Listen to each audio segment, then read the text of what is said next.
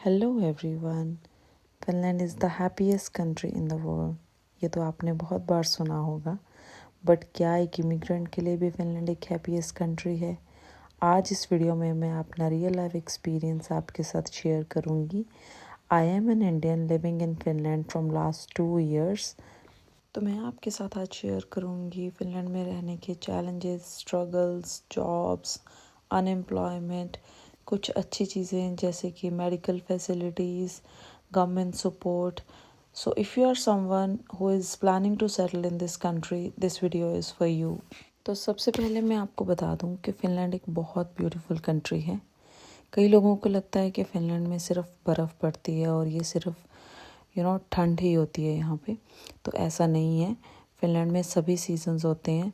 हाँ, ये है कि फ़िनलैंड में जो ठंडी का मौसम है वो ज़्यादा टाइम के लिए होता है। नवंबर से लेकर मार्च तक यहाँ पे ठंड होती है, बट उसके बाद यहाँ पे स्प्रिंग का सीज़न भी है, उसके बाद यहाँ पे समर्स भी है, ऑटम भी है, सभी सीजन्स होते हैं। मैं 2023 नवंबर में फ़िनलैंड आई थी और स्टार्टिंग में जो शौक मुझे फ़िनलैंड आने के बाद लगा था वो लगा था स्नो को देख के, क्योंकि उस टाइम पे बहुत ज़्यादा स्नो पड़ रही थी। और हम जो गर्म कंट्रीज़ से आते हैं, इंडिया जैसी कंट्रीज़ से आते हैं, ऐसे एरियाज़ में पले बड़े हैं जहाँ पे सिर्फ गर्मी ही होती है, तो हमारे लिए एक बहुत ये शौक की बात होती है जब हम इतनी सारी स्नो देखते हैं। और उस टाइम पे इतनी ज़्यादा स्नो थी, एवरी डे जब हम कर्टन्स हटा के अपने घर के बाहर देखते थे तो हमें सिर्फ स्नो ही स्नो दिखती थी। हमें कोई भी लोग नहीं दिखते थे जो कोई बाहर जा रहे हो, कुछ भी नहीं दिखता था, सिर्फ स्नो। तो धीरे धीरे क्या होता है कि आपका मन नहीं करता कि आप बाहर निकलो, आप घर में आइसोलेट हो जाते हो और धीरे धीरे वो चीज़ डिप्रेशन में बदल जाती है। तो अगर आप भी आ रहे हो यहाँ पे तो आपको ऐसा बिल्कुल भी नहीं करना है। आप अपना एक पास बनाओ और बस, ट्रेन, ट्राम, जैसे भी आपको ट्रैवल करना पसंद है, हर जगह पे यहाँ पे हीटिंग सिस्टम है। मॉल्स में, ट्रेन्स में, ट्राम्स में, बसेस में। तो एवरीडे आप घर से बाहर निकलो, बेशक आप छोटी सी वॉक के लिए निकलो, मॉल में जाओ, ट्रेन ट्राम्स में ट्रैवल करो, एक्सप्लोर करो, बट एवरीडे आप जाओ। यहाँ पे फिन्स कहते हैं there is no bad weather, only bad clothing. दूसरा जो सबसे बड़ा चैलेंज मैंने यहाँ पे फील किया वो है लैंग्वेज। यहाँ पे लोग जो बोलते हैं वो ज़्यादातर फिनिश लैंग्वेज बोलते हैं, जिसकी वजह से आपको जॉब्स में बहुत ज़्यादा प्रॉब्लम आती है। जब आप नए नए यहाँ पे आते हो तो आप स्टडी भी करते हो, पार्ट टाइम आप जॉब्स भी करना चाहते हो, अपना एक्सपेंसेस आपने निकालने हैं, तो आप एप्लीकेशंस डालते हो, बहुत सारी एप्लीकेशंस डालते हो, कई बार 50, 100, 200 एप्लीकेशंस आप एक मंथ में डाल देते हो, बट कहीं पे भी आपको जॉब नहीं मिलती।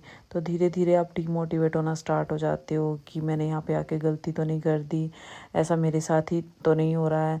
तो यहाँ पे जो एक चैलेंज बहुत बड़ा है जो सभी फील करते हैं वो एक लैंग्वेज का चैलेंज है, क्योंकि लैंग्वेज आना बहुत ज़रूरी है यहाँ पे किसी भी तरीके की जॉब करने के लिए। अगर तो आप बैकग्राउंड आपका आईटी का है, इंजीनियरिंग का है, किसी ऐसी फील्ड का है जो कोई ना कोई स्किल है आपके पास, तो जहाँ पे लैंग्वेज की रिक्वायरमेंट नहीं है, तो आप यहाँ पे आसानी से जॉब ढूंढ लोगे। बट अगर आप अनस्किल्ड हो, अभी आपने अपनी लाइफ को स्टार्ट किया है, आपकी एज कम है, आपने नॉर्मल जॉब्स करी हैं, तो यहाँ पे जॉब ढूंढना बहुत मुश्किल है। और जॉब नहीं मिलेगी तो सर्वाइवल कैसे होगा? बहुत सारे स्टूडेंट्स जो हमारे साथ में आए थे वो वापस चले गए या किसी अदर कंट्रीज़ में उन्होंने मूव कर लिया जस्ट बिकॉज वो सर्वाइव नहीं कर पाए, उनको जॉब्स नहीं मिली, बैकग्राउंड इतना ज़्यादा स्ट्रॉन्ग नहीं था कि उनके पेरेंट्स उनको यहाँ पे हर मंथ खर्चा भेज सकते। मैंने ऐसे भी स्टूडेंट्स को देखा है जिन्होंने 200, 250 एप्लीकेशंस एक मंथ में डाली हैं क्लीनिंग जैसी जॉब्स के लिए, बट फिर भी उनको जॉब नहीं मिला। क्योंकि क्लीनिंग जैसी जॉब भी अगर आपने यहाँ पे करनी है तब भी आपको लैंग्वेज का रिक्वायरमेंट यहाँ पे है। उन्होंने स्पेशली मेंशन किया होता है कि हमें लैंग्वेज चाहिए, बट फिनिश लैंग्वेज इतनी आसान नहीं है कि आप बहुत जल्दी उसको सीख पाओगे। तो आपको प्रॉपर उसका कोर्स करना पड़ेगा, स्कूल जाना पड़ेगा, तब आप उस लैंग्वेज को सीख सकते हो। जो एक काम यहाँ पे लोग करते हैं बिना लैंग्वेज सीखे वो है फूड डिलीवरीज़ का। मैक्सिमम इमिग्रेंट्स जो यहाँ पे आते हैं वो फूड डिलीवरीज़ का काम यहाँ पे करते हैं। दिन में अपने कॉलेजेस में भी जाते हैं और शाम को फूड डिलीवरीज़ का काम करते हैं। इतने हार्श विंटर्स में ये काम करना भी इजी नहीं होता, बहुत ज़्यादा मुश्किल होता है, बट सर्वाइवल के लिए करना पड़ता है क्योंकि यहाँ पे रेंट्स बहुत ज़्यादा हैं, ग्रॉसरीज एंड ऑल सब कुछ बहुत ज़्यादा एक्सपेंसिव है। तो अपना खर्चा निकालने के लिए स्टूडेंट ये काम करते हैं। जो लोग सिंगल आते हैं उनका मैनेज हो जाता है क्योंकि वो अपने अपार्टमेंट शेयर कर लेते हैं, उनको रेंट कम हो जाता है।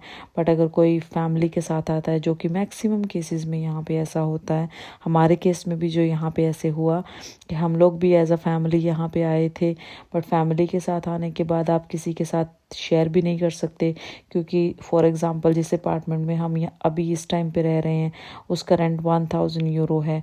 1 बेडरूम है, 1 हॉल, 1 किचन है। तो आप किसी के साथ शेयर नहीं कर सकते हो क्योंकि आपकी फैमिली है, आपके पास बच्चे भी हैं। लैंग्वेज का तो इतना ज़्यादा इशू होता है कि आप अपने घर से बाहर कहीं पे जाने के लिए निकलते हो तो कहीं पे भी किसी चीज़ का नाम, किसी बोर्ड का नाम इंग्लिश में नहीं लिखा होता। और इवन आप सुपरमार्केट्स में भी जाते हो, ग्रोसरीज़ का शॉपिंग करने भी आप जाते हो, तब भी वहाँ पे किसी भी चीज़ का नाम इंग्लिश में नहीं लिखा होता। हर एक चीज़ जो आपको परचेज़ करनी है, जब नए नए आप यहाँ पे आए हो, किसी को आप नहीं जानते हो, आप अकेले सुपरमार्केट में जा रहे हो, तो आपको एक एक चीज़ को ट्रांसलेट करना पड़ता है। एक एक चीज़ को आपको ट्रांसलेट करके देखना पड़ेगा कि ये चीज़ सही है जो मैं ले रहा हूँ। तो आपको घंटे लग जाते हैं एक नॉर्मल सी ग्रॉसरी शॉपिंग करने के लिए भी। तो एक बहुत सी अनएक्सपेक्टेड सी चीज़ थी हमारे लिए भी। हमें पता था लैंग्वेज का इशू आएगा, बट इतना ज़्यादा आएगा, बेसिक चीज़ों का नाम भी इंग्लिश में नहीं मिलेगा, ये हमने नहीं सोचा था। तो अब हम बात करते हैं फ़िनलैंड की कुछ अच्छी चीज़ों के बारे में, जैसे कि day care system, schooling, medical and government support. तो सबसे पहली जो एक्सपीरियंस है वो मेरा पर्सनल एक्सपीरियंस है, मेडिकल एक्सपीरियंस। मैंने मेरे बेटे को बर्थ फ़िनलैंड में दिया है। मेरा एक्सपीरियंस जो यहाँ पे रहा है बर्थ का, वो बहुत अच्छा रहा है। और मैंने सुना भी है कि बहुत सारे लोग स्पेशली इस चीज़ के लिए फ़िनलैंड विज़िट करते हैं। बहुत ही कम कॉस्ट में आपको बहुत प्रोफेशनल सर्विसेज मिलती हैं।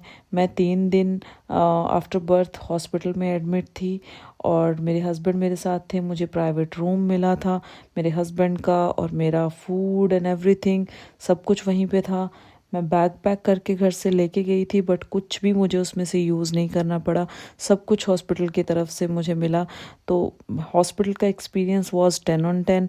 और जब उसका बिल आया तो मैं और भी शॉक्ड हो गई क्योंकि बिल था सिर्फ 389 यूरोस, जो कि मेरे हिसाब से बहुत ज़्यादा कम है 2 पर्सन्स की स्टे के लिए, वो भी 3 दिन के लिए। Second experience is day care system. मेरा बेटा अभी 2 साल का हो चुका है और वो डे केयर में जाता है।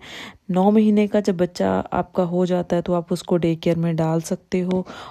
मैक्सिमम केसेस में day care free of cost होता है, बट अगर आपकी हस्बैंड वाइफ की इनकम बहुत ज़्यादा है तो एक नॉमिनल सी फीस आपको देनी पड़ती है। बट मैक्सिमम केसेस में आपको फ्री ऑफ कॉस्ट ही डे केयर मिल जाता है। आपको कुछ भी पे वहाँ पे नहीं करना पड़ता।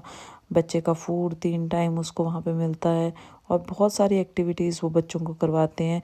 सीज़न कोई भी हो, सर्दी हो, गर्मी हो, आउटडोर्स वो बच्चों को लेके जाते हैं और 2 से 3 घंटे दिन में बच्चे आपके आउटडोर रहते हैं और फुल एक्टिव रहते हैं। हर एक एक्टिविटी उनको करवाई जाती है। फ़िनलैंड का सोशल सिक्योरिटी सिस्टम बहुत स्ट्रॉन्ग है। हर एक रेजिडेंट को यहाँ पे हर एक चीज़ की सिक्योरिटी दी जाती है। अगर आप अनएम्प्लॉयड हो तो आपको अनएम्प्लॉयमेंट बेनिफिट मिलते हैं। अगर आप पेरेंट हो, आपने बर्थ दिया है, तो आपको पेरेंटल बेनिफिट्स मिलते हैं। अगर आपके पास बच्चे हैं तो आपको चाइल्ड बेनिफिट्स मिलते हैं। तो बहुत तरीके के बेनिफिट्स आपकी सपोर्ट के लिए गवर्नमेंट आपको यहाँ पे देती है। तो ऐसा नहीं है कि फ़िनलैंड में रहना मुश्किल ही है। स्टार्टिंग में मुश्किल ज़रूर लगता है, बट धीरे धीरे गवर्नमेंट की सपोर्ट के साथ आपके लिए सब कुछ आसान हो जाता है।